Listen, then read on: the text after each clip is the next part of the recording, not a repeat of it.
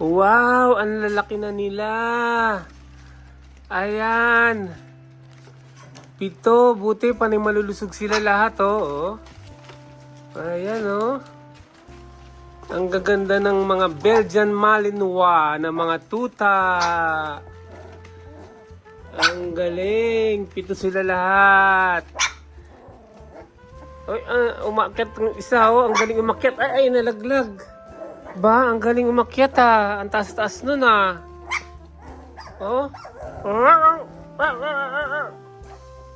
Ngayong araw na to, mga kabrad, ay magpupurga tayo ng mga tuta. Pati na rin ang kanilang mami. Si Julia, pupurgahin natin. Kasi kinakain pala ng mami niya yung yung tae tsaka yung ihi ng mga tuta. Ayan, para ma-deworm sila lahat, para malinis ang loob ng katawan nila.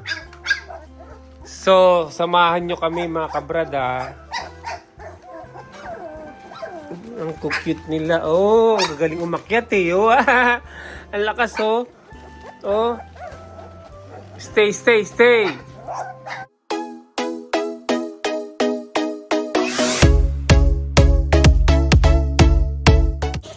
Ito, impusahan na natin, mga kabrad. Ito ang ibibigay natin sa kanila, Pyrantel Nematocide.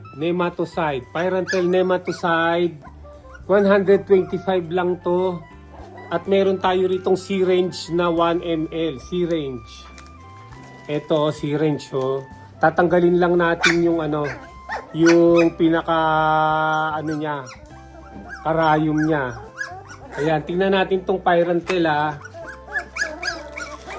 May dropper na rin pala ang Pyrantel. Oh, ito, oh. Nako, doon kayo, doon. Oh, ito, oh. Tingnan nyo kasi itong mga tuta na to, oh. Nagpupumilit lumabas, oh. Ayun. So, ang nakalagay dito ay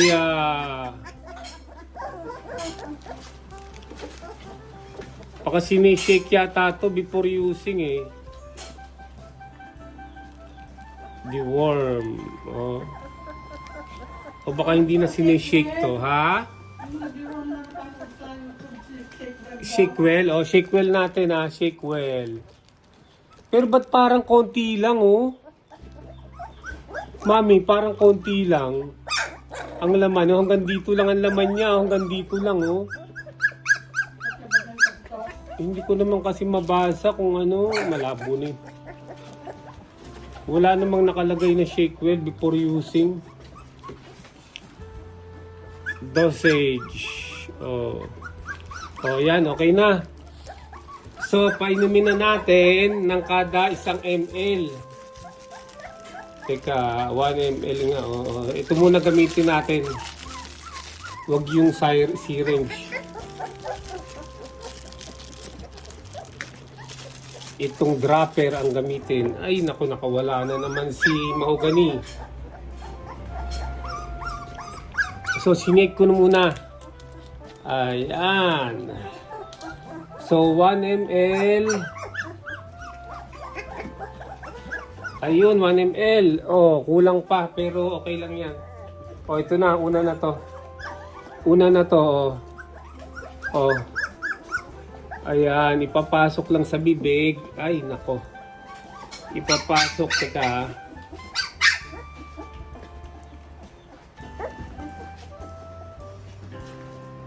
Ayun, nakaisa na.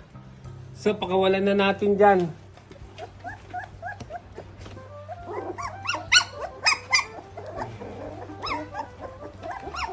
Ayun. Oh, ito naman to. Si Jet Black. Kain na. Ayun. Then mamaya, okay na yun.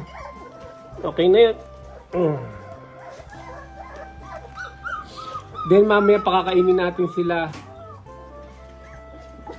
Oh, itong isa na to. Ito naman. Ito naman. Si Mahogany. Mahogany. O, nga.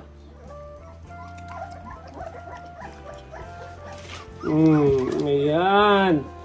Para ma-deworm kayo.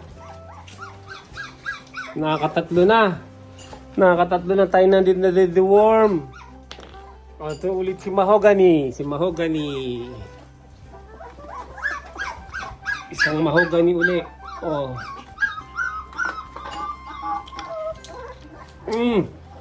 Ayun. Oh, ang dali lang palang mag-deworm eh. Napakadali. Oh.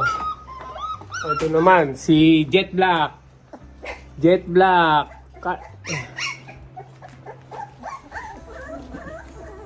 Si Jet Black, oh.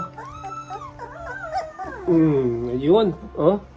Tapos agad si Jet Black.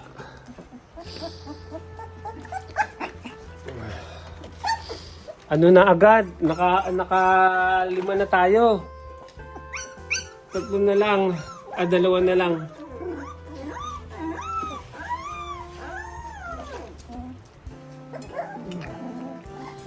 Naku, dinidede na ako nitong ibang aso ah.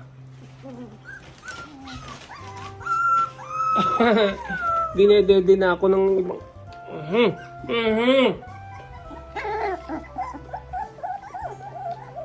Last. May natira pa, oh. Oh, eto si pinakamaliit, oh. Yung pinakamaliit. Oh, kain na. Siguro. Oh, ayun. Oh, ayun. Ayun, natapos na. Ang galing. Ganun lang pala mag-deworm. Ayan, o ngayon ibabalik na natin sila dito, oh. At mami, ay kukunin ko na yung yung kanilang dede, ay yung gatas nila sa rep at papakainin natin. Ayan, nagbalik na natin. Mag-aano pala ako, magpapalambot ako ng yung pang-papi. Ito yung pang-papi na binili ko 100 per kilo to eh. Ayan damihan natin yan. Kasi malakas silang kumain eh. Ngayon lalagyan natin ng mainit na tubig para lumambot. Matigas pala to eh.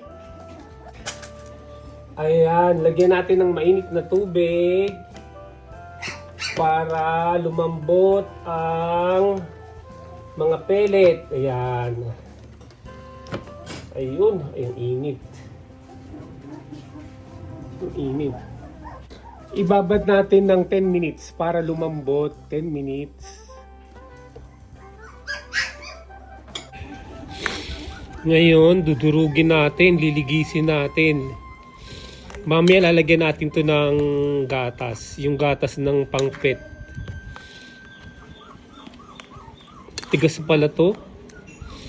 Ang tagal lumambot.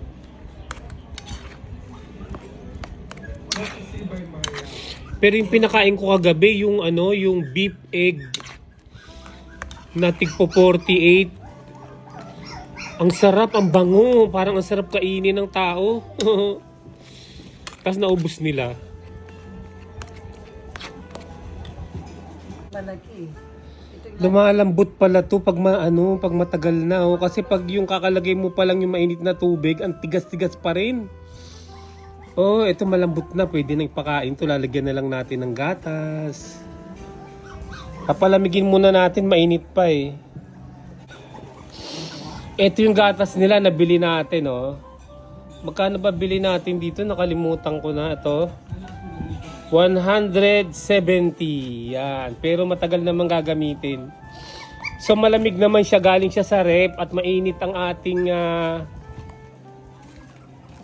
mainit pa tong dog food. Pero pag nilagyan na natin yan ng ayan na, nilagyan natin. Malamig naman kasi yan. Lalamig din agad yan. Ayun. Ayun. Tapos halu-haluin natin. Pwede nang ipakain to. Baka malamig na yata. Okay na to. Malamig na. Ayan, magpapakain na tayo ng ating mga mahal na tuta. Ayan. Sige na. Tabi na kayo dyan. Kain na kayo. Ayan na, kumakain na yung isa. Yung iba hindi pa alam. Pero malakas ang pang-amoy niya. Nadidevelop na yung pang-amoy nila habang lumalaki sila. Ayan. Nagkakainan na sila. Ang daming pagkain yan. Ang daming pagkain. Yan. Buksan natin yung ilaw. Yun. Ayan, nagkakainan na sila. Pinapanood namin yung video namin nung nakaraan sa Kabalin. Yan, video namin yan. Pero binibidyo ko na ngayon tong mga tuta. Ayan.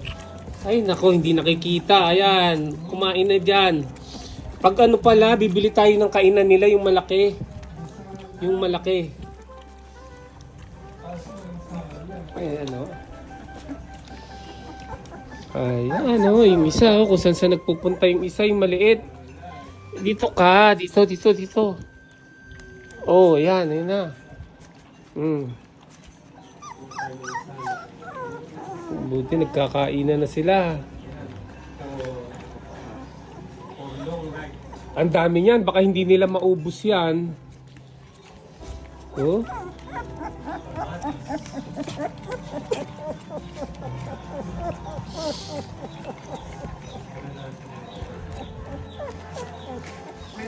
Yung isa natulog lang yung isa, hayaan lang natin yan. Isubsub mo, mami. Okay na. Etong isa ayaw kumain pero parang na lang. Baka kumain yan.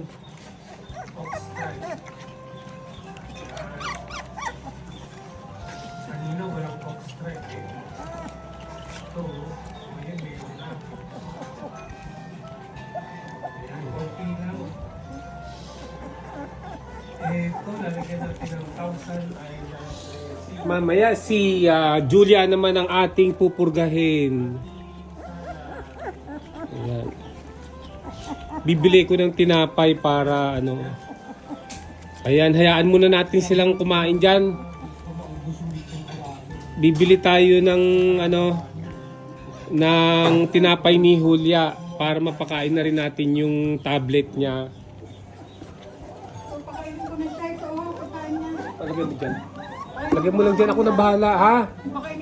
Mamaya na, Ito yung natin sa kanya, Kay Julia, dalawa to.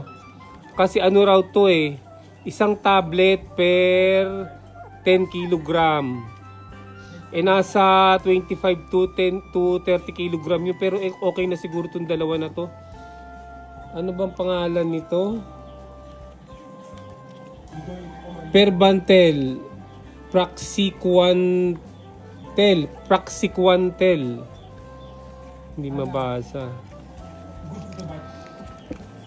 Ayan, hayaan lang natin sila dyan. Bibili ko ng tinapay para doon natin ilalagay yung gamot ni Julia, yung pang niya, pang deworm. Dagdagan natin ng dagdagan natin ng milk kasi ubus na yung milk nila, Yung milk yata gusto nilang inumin dun sa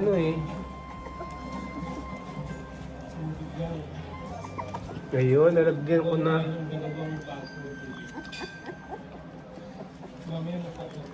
Ngayon, nadagdagan na natin ng milk.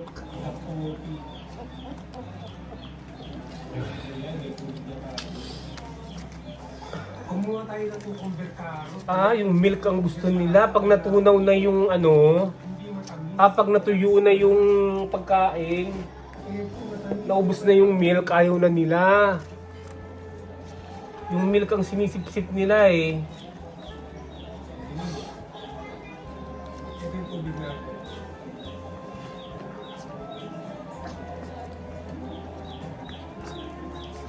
On and off sila kumain, on and off. Minsan lalayo, minsan lalapit. Eventually maubos yan, mamaya ubos na yan. Mamaya magkakapi tayo. Hanggang alas 10 naman po eh. Ayan.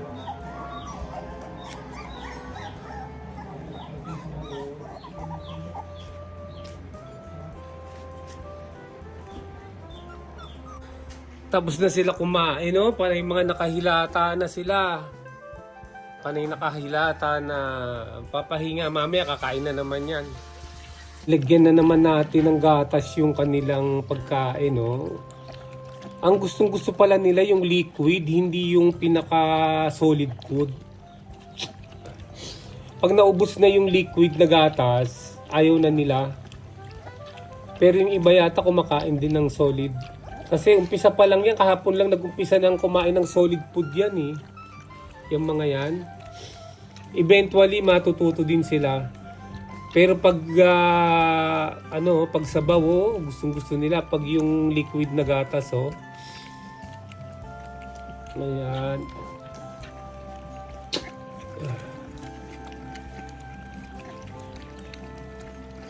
Tapos mamaya papaliguan natin mamaya. Para malinis sila. Tama-tama na deworm na sila, napurga na. Paliguan natin sila sandali lang, yung mabilis na mabilis para luminis sa katawan. Ay, itong isa na to. Oh, ang layo-layo naman ito. Dito ka, dito. Oh.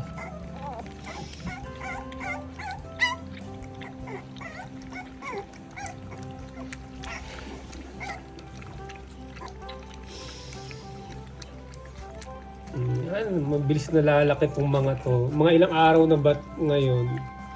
Malapit na silang mag-isang buwan. Mag-isang buwan sila sa June 21. Kasi pinanganak to May 22 eh. So June 21, isang buwan na sila.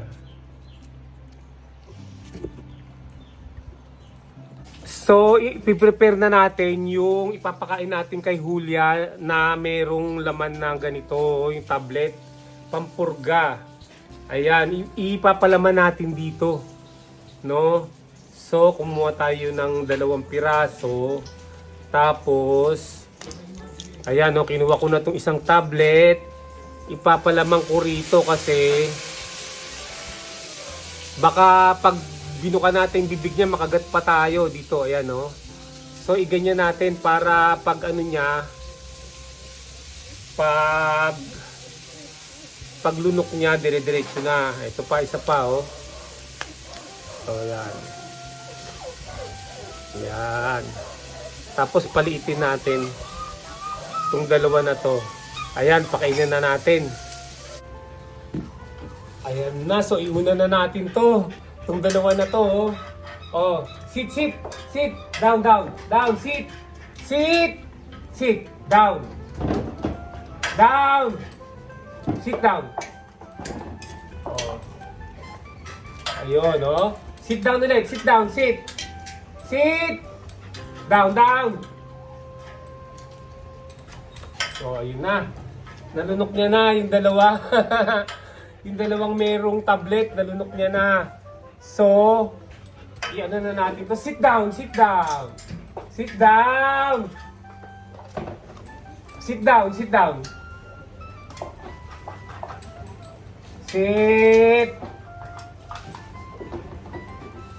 Ganyan ko pinapakain yan eh. Pinapaupo ko muna eh. Sit.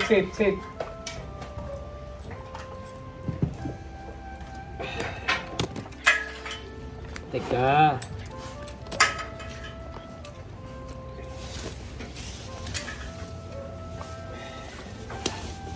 Sit. Down. Ayan, umupo muna siya bago siya. Ngayon, ipakain na natin lahat ng binili natin na tinapay. Sit. Down. Sit, sit! Sit! Ayaw mag-sit eh. Sit, sit. Oo, tama na yun. Kasi meron siyang pagkain dyan eh. Pakakainin natin yung pagkain niya. Oh. Pakakainin natin yung pagkain. Ito yung pagkain niya eh. Oh. Pero hayaan pala muna natin na na ma-digest niya yun para umepekto. Kasi pag pinakain na natin ng ganito, baka wala ng epekto yun. Pag maraming laman yung tiyan niya, so mamaya na natin ipapakain to. Ayan mga kabrad. So hanggang dito muna tayo mga kabrad. Maraming salamat sa inyong panonood. Sa mga hindi pa nakapag-subscribe, mag-subscribe na at i-hit ang notification bell para lagi kayong updated sa mga video na i-upload ko. Mag-like, mag-share at mag-comment na rin. So kita-kita ulit tayo sa susunod na video. Bye!